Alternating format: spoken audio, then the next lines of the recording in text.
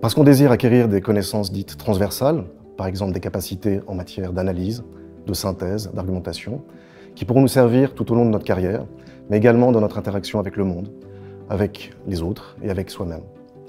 Finalement, parce que le département de philosophie a une réputation en matière d'enseignement et de recherche à un niveau qui est international.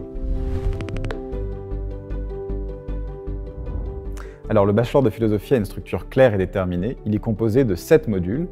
2 de ces modules sont introductifs. Ils posent les bases de la discipline, la logique, l'histoire de la philosophie, les concepts fondamentaux. Les 4 modules suivants sont des modules thématiques. Ils explorent différents domaines de la philosophie. Et le 7e module est un module libre, c'est-à-dire qu'il peut être utilisé pour explorer d'autres questions philosophiques, mais aussi pour suivre d'autres cours dans d'autres disciplines offertes par la faculté. Les cours du département de philosophie sont assurés par une 50aine de collaborateurs, dont 10 professeurs. Le bachelor s'adresse à des personnes aux qualités et profils variés. On trouve chez nos étudiantes et étudiants des profils à la fois littéraires, mais aussi scientifiques.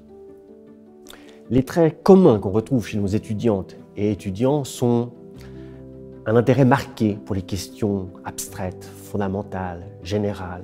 Également, un amour pour les discussions longues, le besoin de convaincre autrui, de lui montrer qu'il a tort et qu'on a raison, mais aussi parfois admettre que nous avons tort et qu'il ou elle a raison.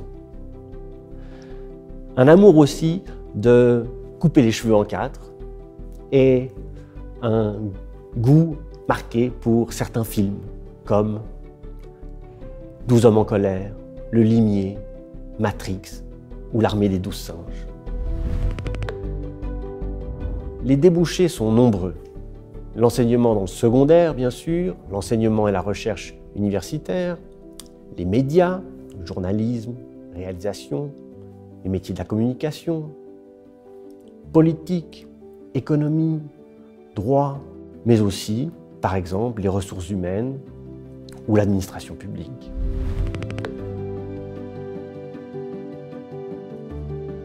Toutes les périodes de l'histoire de la philosophie sont représentées, la philosophie antique, la philosophie médiévale, la philosophie moderne, la philosophie contemporaine.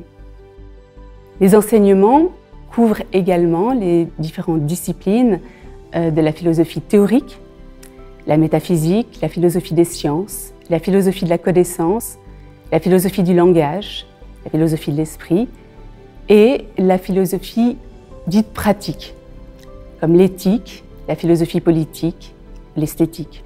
Le fil conducteur du bachelor est la fameuse question socratique « Qu'est-ce qu'un X ?», appliquée aux différentes disciplines philosophiques et à leur histoire. Qu'est-ce que la connaissance? Qu'est-ce qu'un objet? Qu'est-ce que le beau? Qu'est-ce que le bien? Qu'est-ce que le langage?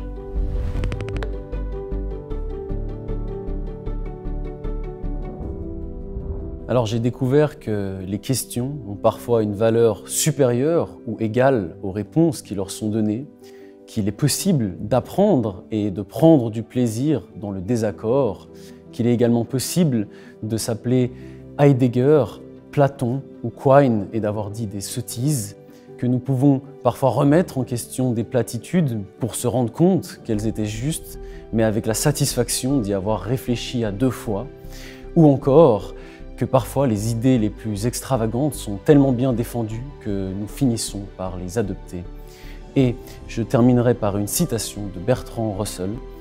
La valeur de la philosophie se retrouve en fait en grande partie dans son incertitude même. L'homme qui n'a pas une once de philosophie traverse la vie emprisonné dans les préjugés du sens commun, des croyances habituelles de son âge ou de sa nation, et des convictions qui ont grandi dans son esprit sans la coopération et le consentement de sa raison délibérée. Pour un tel homme, le monde tend à devenir défini, fini et évident.